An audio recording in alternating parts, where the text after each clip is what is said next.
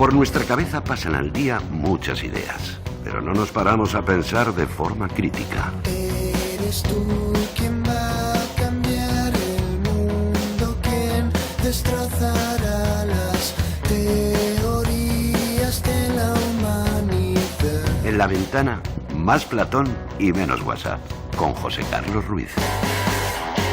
Eres tú el duende oculto que alimenta mi locura y consume toda realidad. Hola José Carlos, buenas tardes. Buenas tardes, bienvenido Carles. a La Ventana, bienvenido a San Mamés. Qué maravilla. Tú no habías estado nunca aquí tampoco, ¿no? Nunca, es mi primera vez y es un espectáculo. Te he visto esta tarde por ahí alejado y pensando, que ya sé que es lo tuyo, pero te he visto por ahí alejado de todos nosotros y dándole vueltas a la cabeza. Oye, ¿por dónde empezaríamos la conexión entre filosofía y deporte? ¿Empezamos con Platón, por ejemplo? Venga, vamos a comenzar con el clásico, con la educación platónica.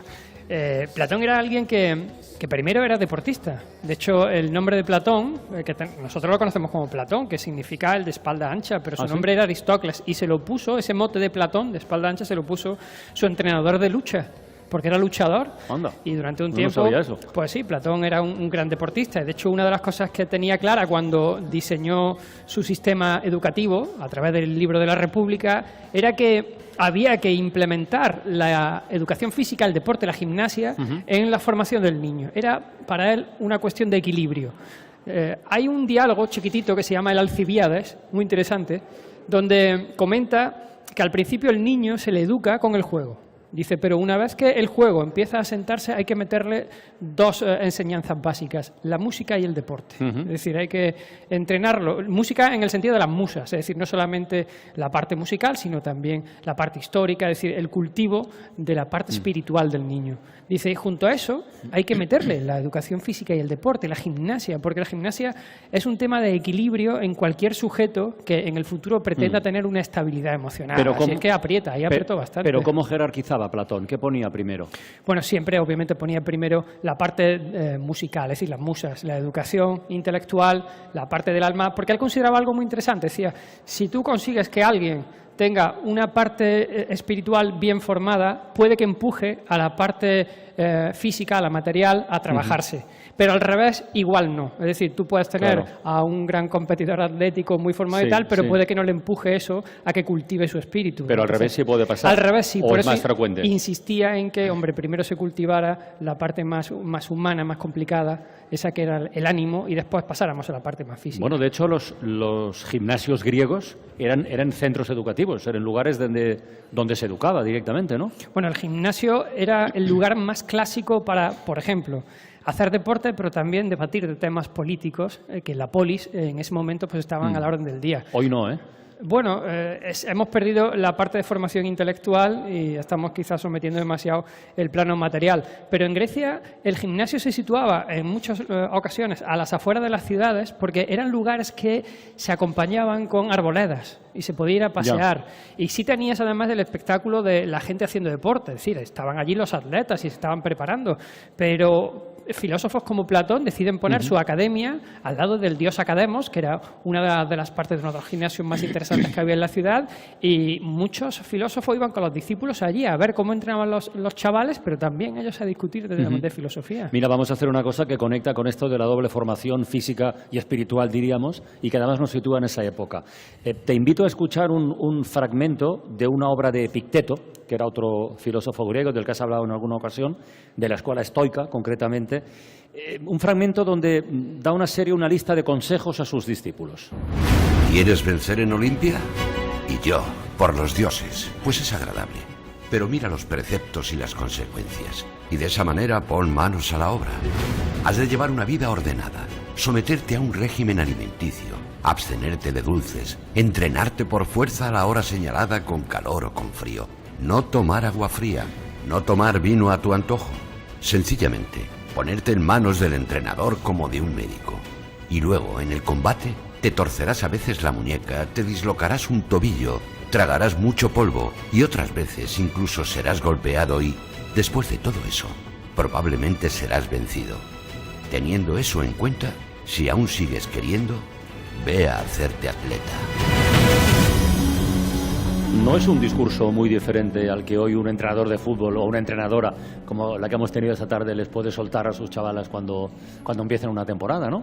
Es El más, sacrificio, el esfuerzo, las dificultades, las contrariedades que van a tener. Pero me parece más interesante este discurso que eso, por la sencilla razón de que él lo implementa antes de que tú empieces a hacer absolutamente nada. Sí, es decir, te planteas vencer en las Olimpiadas, ¿no? Epicteto además era un fanático de las Olimpiadas, ahí donde lo ves. Que tenían muchísimo peso en la cultura griega, sí, en esa época. Los estoicos, además, en concreto, consideraban que había una enseñanza de vida dentro de la formación de un atleta. Bueno, pues aquí Epicteto le dice a su discípulo, vale, entiendo que tú quieres llegar a la fama de unos juegos, porque la fama de un juego hacía que el que ganaba pudiera ya vivir de las rentas toda su vida. Es decir, el erario público lo mantenía porque había sido un campeón del juego olímpico.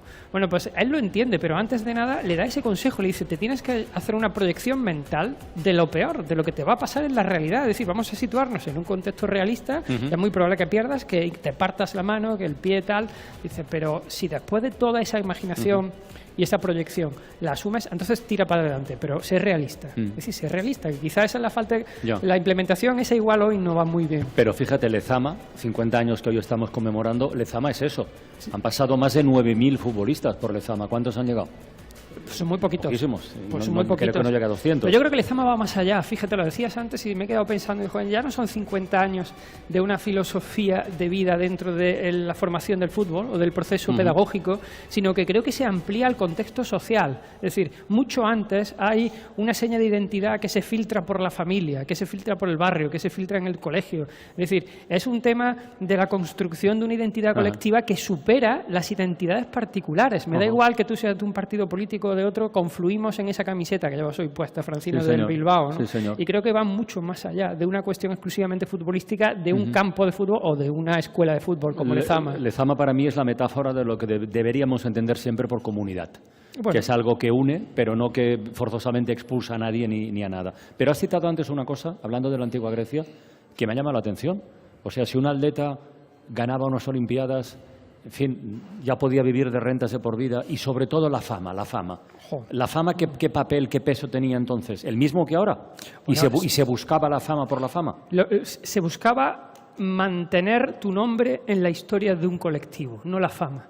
Es decir, eso es distinto, ¿eh? Claro, porque lo primero es que el hecho de que... Eso es un legado. Exacto. El hecho de que tú ganes en un juego olímpico en Grecia, pues sabía que te iba a rentar económicamente, pero no era tanto por eso, porque no había premios en metálico en aquel tiempo. Lo que había era un prestigio social, teniendo en cuenta que hablamos de ciudades-estado griegas muy pequeñitas que se enfrentaban unas con otras, donde el sentimiento atávico de que tú pertenecías a una comunidad era muy fuerte. Entonces, si alguien de tu comunidad se enfrentaba con los de otras comunidades en unos juegos y ganaba, te representaba a ti. Y esa persona lo que quería era perdurar en la memoria colectiva, que no es poco, perdurar hoy quizá la fama tiene esa representación del éxito efímero que se produce, ¿no? Y se te olvida en poco tiempo, pero no era el caso de los atletas griegos. Fíjate, esto de la fama, el legado y la ejemplaridad nos sitúa en el terreno de los valores, del que vamos entrando y saliendo durante toda la tarde hoy aquí en San Mamés, porque el deporte moviliza muchas cosas, moviliza pasiones, sentimientos, emociones, pero sobre todo, y eso es muy importante y a veces se olvida, puede influir en las actitudes y comportamientos de las personas, ¿no? La gente que está a muy alto nivel en el deporte debería tener siempre presente que hay muchas personas que le siguen y algunas de muy corta edad, ¿no? Volvemos al tema de la ejemplaridad. Mira, vamos a escuchar un pequeño montaje de voces conocidas y por este orden además, ¿eh? Rafa Nadal, hablando de este tema de los valores, Luis Enrique hablando sobre Iniesta, está también Andoni Zubizarreta, está Ruth Beitia y Alejandro Blanco, presidente del Comité Olímpico, cuando anunció que Pau Gasol iba a ser el abanderado de España en los Juegos del año 2012.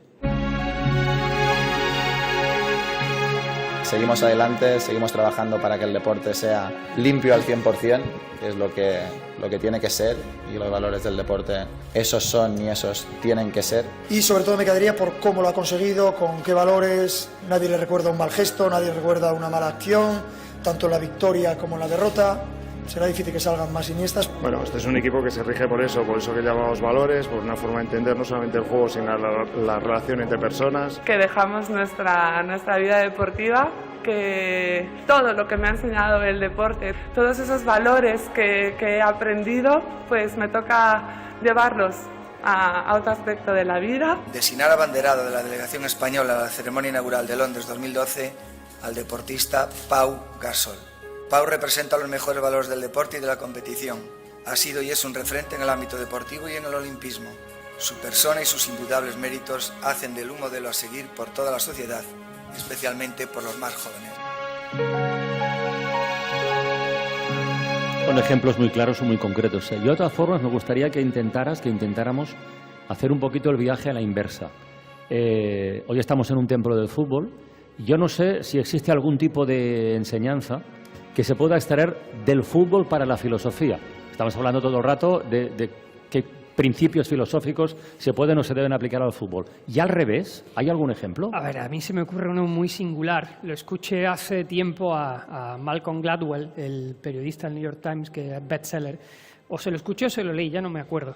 Hablaba de un libro que se llama The Numbers Game, las cifras del juego, donde lo que se preguntan es algo muy sencillo, muy simple, y es ¿cómo podemos mejorar un equipo de fútbol? ¿Reforzando a los mejores o reforzando a los peores? Es decir, si queremos que un equipo de fútbol mejore, ¿dónde tenemos que insistir? Esa era la pregunta que se hacía. Yo, bueno, si me lo preguntaras a mí, yo intentaría reforzar los peores, por llamarlo así. Vale.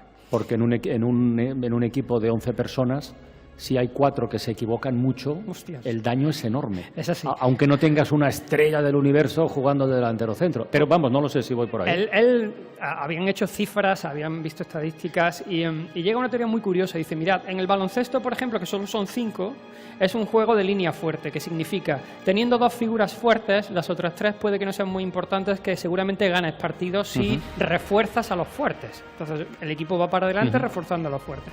Pero en el fútbol son 11 y es muy complicado que si tienes 2 o 3 que son regulares no se filtre por ahí mucho y que las grandes figuras no te solucionen el partido todo el rato. Así es que se había demostrado que reforzando a los peores en un equipo de fútbol mejoraban mucho las cifras, muchísimo, ¿no? Si eso lo extrapolas al campo social, a nuestra vida, al día a día, por eso que me has preguntado, ¿no?, ¿qué enseñanza puede sacar del fútbol a lo nuestro? Yo te diría que nuestra sociedad es una sociedad de línea débil, no de línea fuerte. De línea débil, ¿por qué? Porque la interdependencia de unos y otros es muy grande, de manera que si tienes unos pocos muy débiles y no los refuerzas, es muy probable no solamente que se conviertan en una rémora que no deje que la sociedad avance, sino que además no les dan la oportunidad de que ellos sean los que aporten también y suman en el proceso y en el resultado total. De manera que, hombre, yo creo que esa enseñanza que en el fútbol demuestran que es así, es decir, que si refuerzas a tus líneas débiles, el equipo mejora muchísimo más que si solo refuerzas a los fuertes, lo podemos traer al día a día. O sea, estás haciendo un alegato contra la desigualdad, pero con argumentos filosóficos. Bueno, y en este caso cifras y estadísticas que también te da el fútbol. Es decir, te está diciendo, vete a las líneas débiles, porque si las dejas a un lado, su aportación, que puede que sea muy importante, no solamente no existe, sino que además es una rémora para el resto. Entonces es mucho más interesante en un grupo social interconectado reforzar lo débil que irte a los fuertes y darle esa potencia para decir, tira tú del carro. Y dice, ya, pero es que es mucho más fácil tirar del carro si todo el mundo que está montado es capaz de empujar un poco. Aunque sea un poquito, ¿no? Claro. Oye, desde el punto de vista filosófico, ¿el deporte tiene que estar siempre supeditado al resultado? O sea, lo más importante es ganar. ¿Dónde queda la estética, la belleza del deporte? Esta es una de las paradojas del fútbol. Yo soy muy futbolero y a mí me cabrea mucho cuando somos resultadistas. Es decir, te ves un partido de fútbol que te has aburrido como una ostra y tu equipo ha ganado, pero terminas con una insatisfacción extraña, ¿no? Y sin embargo, a veces ves que tu equipo ha tenido un fútbol delicioso, pero no termina de culminarlo, ¿no? Es un tema... Yo te diría que, en mi caso, yo prefiero la parte estética del fútbol, que te resulta una buena jugada, un buen desmarque, un buen regate, una palomita, por ejemplo. Ya los porteros no hacen palomitas. Muy pocas. Ya los porteros son todo de colocación y muy metal. Pero antes tú veías a un Paco Bullo, yo qué sé, te veías a Arconada, que me parecía hacer unas palomitas. La estética era deliciosa, pero eso se ha perdido. Iríbar no hacía palomitas, ¿eh? Iríbar era mucho colocación, Sí, mucha anticipación. Pero Arconada era un portero de reflejos. Oye, se gane o se pierda, quedémonos en la victoria. Toda victoria va acompañada de una celebración y estando como estamos en Bilbao, todo el mundo sabe, y si no se lo explicamos y se lo recordamos, que aquí el escenario de los triunfos es la ría. Es la ría y la imagen de los jugadores a bordo de la Gabarra. Esa Gabarra, que es una embarcación, ahora nos explicarán cómo es, se encuentra en el Museo Marítimo de Bilbao, donde a esta hora se encuentra precisamente nuestro compañero Jon Egaña, Jon Arratsaldeon, buenas tardes. Hola. Hola a todos, Arratsaldeon. Bueno, yo estoy en ella, montado en ella, justo debajito de vosotros, enfrente de San Mamés. Está recién pintada, barandillas azul Bilbao. Falta todavía alguna revisión para asegurar que esté completamente disponible el día que haya que utilizarla. Y es que hay que decir que tiene 61 años, es del 60 y originalmente estaba destinada a los trabajos portuarios como el transporte de grúas. Tiene unos 150 metros cuadrados, es la gabarra número 1 de Astilleros Celaya, ese es su nombre original y seguramente sus constructores no se podían imaginar el destino que le aguardaba. Bueno, ¿cómo surge la idea? Seguro que muchos no lo saben, de que sea gabarra con mayúscula. Bueno, pues en la directiva del Athletic, Pedro Aurteneche, que era presidente por entonces, se inspiró, junto con sus compañeros de junta, en esta canción. Por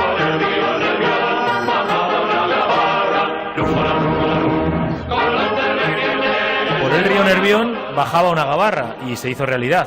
Fijaos, aquel día, el de la última gabarra, que ningún vizcaíno, por cierto, de menos de 37 años ha vivido, se produjo la mayor concentración humana que recuerda el territorio. Se habla de 1 millón de personas, es lo mismo que decir que todas las que había, desde los puentes, las aceras, los balcones, en el agua desde traineras, lanchas, barcas, botes, había gente a nado, desde las grúas, los trabajadores. He visto vídeos de personas colgadas en los trenes que pasaban en ese momento.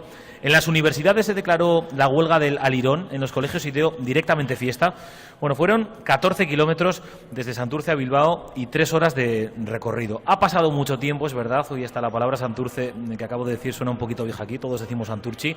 Seguramente habrá 1000 leyes que impidan ahora esa locura en la ría, esas imágenes, pero todos sabemos que las ganas son las mismas, que el Athletic sigue siendo el gran pegamento de todos los vizcaínos, se nota oyéndoos, y mientras tanto, pues eso, la gabarra, la pontona, dicen algunos puristas marineros, que sigue custodiada por el Museo Marítimo a la vista de todos los que pasen por aquí. Qué bueno, qué foto más maravillosa nos ha hecho Jon. Yo quería preguntarte, antes de que nos metamos en la biosofía de este viernes, ¿la etimología de Victoria cuál es? Bueno, ¿cuál es el significado que hay detrás de la palabra Victoria? Era la diosa romana, Victoria, pero viene de la diosa griega Nike, que los americanos se la apropiaron como Nike, sí, ¿no? La famosa Nike. Nike es Victoria, que es una diosa muy peculiar, porque cuentan que en la infancia vivía entre nosotros, es decir, ella de niña se crió entre los humanos y a medida que creció se dio cuenta de la maldad humana y se fue al Olimpo. Y deja una enseñanza muy tonta, ya es, oye, yo me voy al Olimpo porque descubro el egoísmo y la fealdad vuestra en el ser humano, me voy allí al Olimpo de manera que solamente aquellos que sean capaces de superar esa maldad alcanzarán la victoria, es decir, no hay victoria en la maldad y no hay victoria en el daño. Y luego era una diosa que siempre iba acompañada, es decir, Atenea llevaba siempre a Nike en brazos y la soltaba cuando hacía falta, y Atenea es la diosa de la sabiduría y de la guerra, que son dos adjetivos que la victoria siempre lleva encima, es decir, no alcanzas la victoria si no hay una competencia, si no tienes que esforzarte por ella, y necesitas sabiduría para alcanzarla.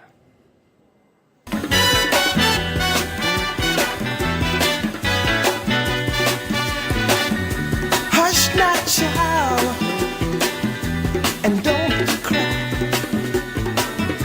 Your folks might understand you by and by.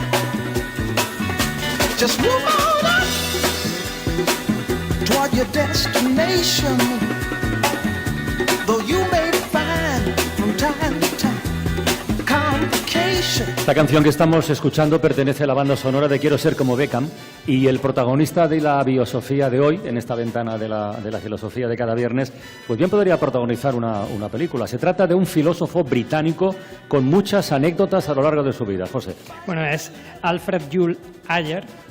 Y murió hace muy poquito, murió en 1989, nació en 1910 y murió, ya te digo, hace poco. Y lo he traído a colación porque tiene una anécdota con el deporte que luego te la cuento, ¿vale? Me parecía muy interesante esa relación con el deporte. Pero es un filósofo que nace en una familia bien, con mucha pasta. De hecho, la madre está relacionada con la familia de los Citroën, la famosa fábrica de coches, y el papá era un suizo que manejaba bien el dólar. Así es que lo meten en Eton, en el famoso colegio, creo que está en Londres o en Oxford, en Oxford puede que esté. Y allí estudia pues lenguas clásicas, le va bien, no tiene malas notas, y deciden irse a Viena. ni más ni menos que estaba allí la élite de la filosofía del momento, que era el Círculo de Viena, dedicado a la filosofía analítica. ¿Qué es lo que hace allí? Bueno, pues se va sin saber alemán, tampoco aprende mucho alemán, pero toma nota de lo que en aquel momento se movía, que era la filosofía más curiosa. Y cuando vuelve a Oxford, pues escribe un libro muy famoso, porque se vendió de una manera bárbara durante los próximos 10 o 12 años que estuvo, se hizo famoso con el libro. Pero él no necesitaba el dinero, ya te digo que con tanto dinero que tenía encima era lo de menos. Bueno, pues a partir de ahí decide abandonar Oxford porque dice que es muy aburrido y que su vida social la quería potenciar al máximo y se va a la Universidad de Londres. Y ya en Londres está en plena crème de la crème y allí sí, allí se dedica a hacer radio, a hacer televisión, en fin, se convierte en una especie de filósofo estrella. ¿Y con el deporte qué relación tiene? Bueno, con el deporte cuentan que cuando estuvo en Nueva York, allí haciendo una gira, ya tenía cierta edad, era catedrático de lógica, le llega en mitad de una fiesta que le habían invitado un diseñador de calzoncillos, de ropa interior, que ya es raro que inviten a un filósofo. Bueno, pues llegó una mujer gritando, a mi amiga la están intentando violar ahí al lado, y entonces el hombre se plantó en la habitación y se encuentra a Mike Tyson decían intentando meterle mano a Naomi Campbell, que por aquel tiempo no era muy conocida. Ya. Así es que él le dice, deje usted a esta señorita, y le dice el otro, ¿usted sabe quién soy yo? Yo soy Mike Tyson, el campeón del mundo de pesos pesados. Y él contesta, yo el catedrático de lógica de Oxford, así es que solucionemos esto dialogando, ¿no? Y consiguió librarse de aquello. Y tuvo miles de anécdotas de este tipo, ¿no? Como por ejemplo la de su doble muerte. Doble muerte. La primera muerte se atragantó con un trozo de pescado, quedó en coma durante 4 minutitos y cuando recuperó dijo que había visto una luz roja que dominaba el universo, etcétera, etcétera. Y luego la segunda muerte fue de una pulmonía, un año después. Muerte de verdad. Una muerte de verdad, ya viejecito. Muy bien. José Carlos Ruiz, muchísimas gracias. El próximo viernes repetimos. Venga, hasta el próximo viernes.